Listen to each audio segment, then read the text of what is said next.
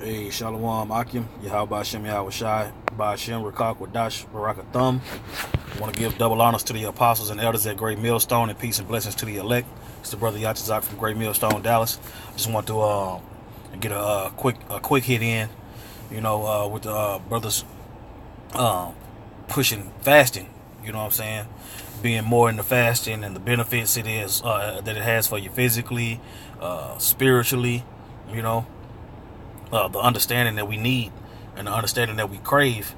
One of the ways to get them outside of studying and reading and things of that nature is going to be to fast and pray.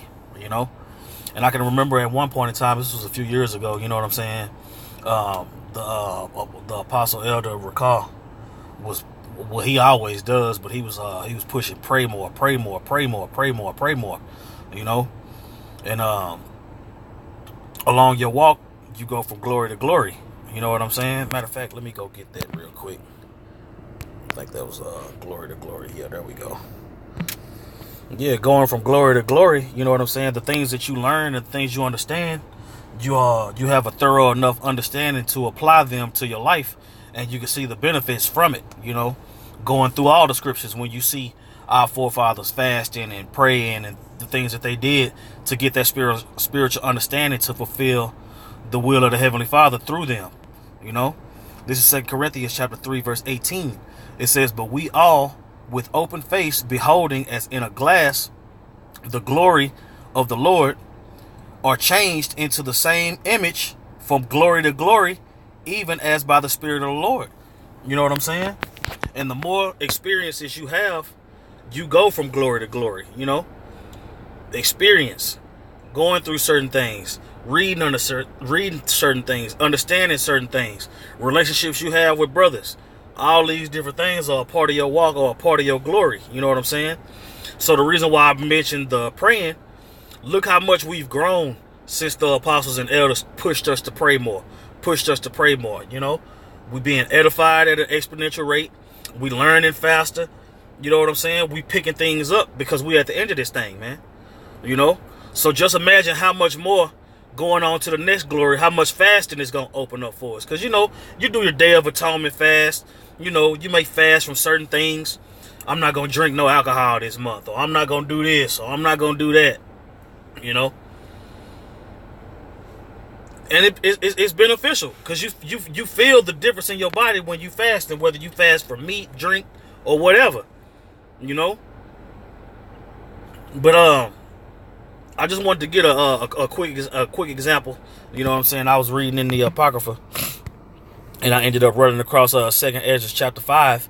You know what I'm saying? And I wanted to get this example is because Ezra was talking to Uriel, the angel. You know what I'm saying? And he had all these questions, and all the questions that he was asking, he was getting some super heavy answers. You know what I'm saying? And Uriel would only give him so much at a time, and he would tell him to fast. You know what I'm saying? He'll give him a certain amount of time to fast to where he can pretty much meditate on the information that he was given. You know what I'm saying? Come up with other questions or whatever the case was going to be. And I think this is a pretty good example of us in this time now. You know what I'm saying? So I'm just going to get into it. This is 2nd Ezra, and I'm going to get straight to the point. It says, "At the same time shall men hope, but nothing obtain. They shall labor, but their ways shall not prosper." And this is the angel going into the future, letting Ezra know what was going to be happening. It says, "To show thee such tokens, I have leave. And if thou wilt pray again, and weep as now, and fast even days, thou shalt hear yet greater things." You see? So when you have these things, man, you got brothers, they'll be like, hey, can y'all pray? They'll ask the brothers, which ain't nothing wrong with that. You know what I'm saying? Because it's strength in numbers. But Jacob asked, "Hey, brothers, can you pray for me to do this, or be able to do that, or be able to do this, or be able to do that?" And sometimes what's required is a fast. And, brothers will be like, "Well, I did fast. Well, then that's when you go to the account in the scriptures where you're going to have to fast more. Some demons are stronger than others, and that's what you're going to learn in your walk. You know, some demons you may be able to pray for a day. Some demons you might have to fast for 3 days. You know what I'm saying? It just depends on the situation. It depends on your prayer level. It depends on a whole lot of things, man. But it's your walk, so you got to figure that out. You see what I'm saying? It says, then I awaked, and an extreme fearfulness went through my body, and my mind was troubled so that it fainted. So the angel that was come to talk with me held me, comforted me, and set me upon my feet. And in the second night it came to pass that Salathiel, the captain of the people, came unto me, saying, where hast thou been, and why is thy countenance so heavy? You know what I'm saying? Because you can see the difference between him fasting, the information he was given. You know what I'm saying? It was you could visibly tell. You know, and that's why they was asking. They was like, "What's up, man? What's up with your countenance, man? What's up? What's good?" You know, it says, knowest thou that Israel is committed unto thee in the land of their captivity? Up then, and eat bread, and forsake us not, as the shepherd that leaveth his flock in the hands of cruel wolves. Then said I unto him, go thy ways from me, and come not nigh me. And and he heard what I said, and he went from me. You know what I'm saying? Because he needed to be alone at that time. You know what I'm saying? Because the angel gave him instructions. It says, and so I fasted 7 days, mourning and weeping, like as Uriel the angel had commanded me. And after 7 days, so it was, that the thoughts of my heart were very grievous unto me again, and my soul recovered the spirit of understanding. So through fasting and prayer, his soul recovered the spirit of understanding. And he was able to get the information. He was able to get the answers to those questions that he had. You see? It says, and I began to talk with the Most High again, and said, O Lord that bears rule of every wood of the earth, and of all the trees thereof, thou hast chosen thee one only vine. And of all the lands of the whole world, thou hast chosen thee one pit. And of all the flowers thereof one lily. And of all the depths of the sea, thou hast filled thee one river. And of all the builded cities, thou hast hallowed Zion unto thyself. And of all the fowls that are created, thou hast named thee one dove. And of all the cattle that are made, thou hast provided thee one sheep. And among all multitudes of people, thou hast gotten thee one people. And unto this people whom thou lovest, thou gavest a law that is approved of all. And now, O Lord, why hast thou given this one people over unto many? And upon the one root, hast thou prepared others. And why hast thou scattered thy only people among many? Now, these are all the questions that we have today. You know what I'm saying? But when you first come into this thing, you have all these questions and you want all these answers. You know. And you don't always get the answer you want when you want it. You see? But through fasting and through prayer, he was able to get those answers. And therefore, he was able to ask more questions. You see? Because at the same time, the angel was seeing that he was obedient. You know?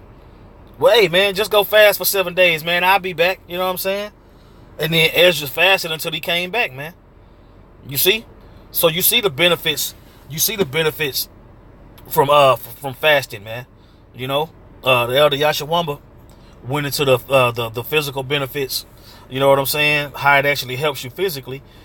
And then I think the brother Sha'ar and Bon Sapah was with him too, if I'm not mistaken. And they both had their own perspectives on what fasting will do. So the reason why fasting is in the scriptures is because it is beneficial. It is a custom of ours, man. You know, it makes us stronger, man. It's pleasing to the Heavenly Father to afflict your soul, man. So, like Yashawamba said, man, but don't try to be extra with it, man. You know, if you don't eat or drink nothing for 40 days, your ass gonna die, man. You know, so ease your way into it. You know, you may want to do I'm not gonna eat meat for a couple of days. If you make it through that couple of days without eating meat, okay, so for the next 3 days, I'm only gonna drink water. I'm not gonna eat nothing. You know what I'm saying? So you done eliminated meat for 3 days. You done eliminated food for 3 days. Then you on water. You know what I'm saying? So I'm only going to drink water for 3 days. You know what I'm saying? And then you set small goals. Set small goals. Don't say, I'm not going to eat meat for a month. Because shit, within 2 or 3 hours, your ass going to be eating meat. You know? But give yourself goals that you can attain. Okay, I'm not going to eat meat for breakfast. You know what I'm saying? Okay, you get past that. I'm not going to eat meat for lunch. You see? You know what? I'm not going to eat dinner tonight. You know what I'm saying? I'm just going to drink me a cup of tea, and I'm just going to wait till tomorrow to eat. You know what I'm saying? And then when you set those small goals and you accomplish them, it feels good. You know what I'm saying? And that's what makes you want to keep going and keep going and keep going. But if you say, I'm not going to do this for a whole month, that month is going to take forever, man, and it's going to discourage you, man, and you're not going to get that growth that you need. So, you know, that's just me speaking as a man. That's my whole personal opinion on it. You always want to ease into fasting. You know what I'm saying? Like me personally, when a new moon come in, I try to take at least 2 Sabbaths out the month to do a Day of Atonement type fast. You know what I'm saying? And that's gotten me to the point to where I can go 2 days if necessary. You know what I'm saying? I still haven't pushed myself to 3, but who knows, man? With the strength and power of Yahweh Hashem, Yahweh Shai Hashem Rakah Kodash, man, ain't nothing impossible, man.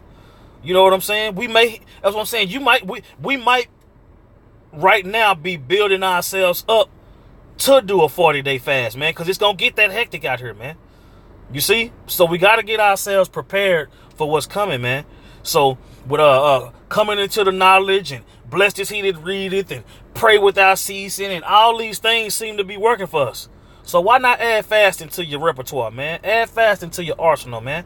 You know, the Heavenly Father might be waiting for all 144,000 elect men to start fasting on the regular, man. And if I'm striving to be one of those men, might as well start fasting more often, you know? Because it's going to come a time to where you're going to have to afflict your soul, and it's not going to be your choice. You see what I'm saying? So if we prepare ourselves now, whether it be individually or as a unit, now is the time to do that, you know? So with that, I want to give all praises to Yahweh, by Hashem, Yahweh Shai, by Hashem, Rakah Kodash. Double honors to the apostles and elders of Great Millstone, and peace and blessings to the elect. Shalom, Akim.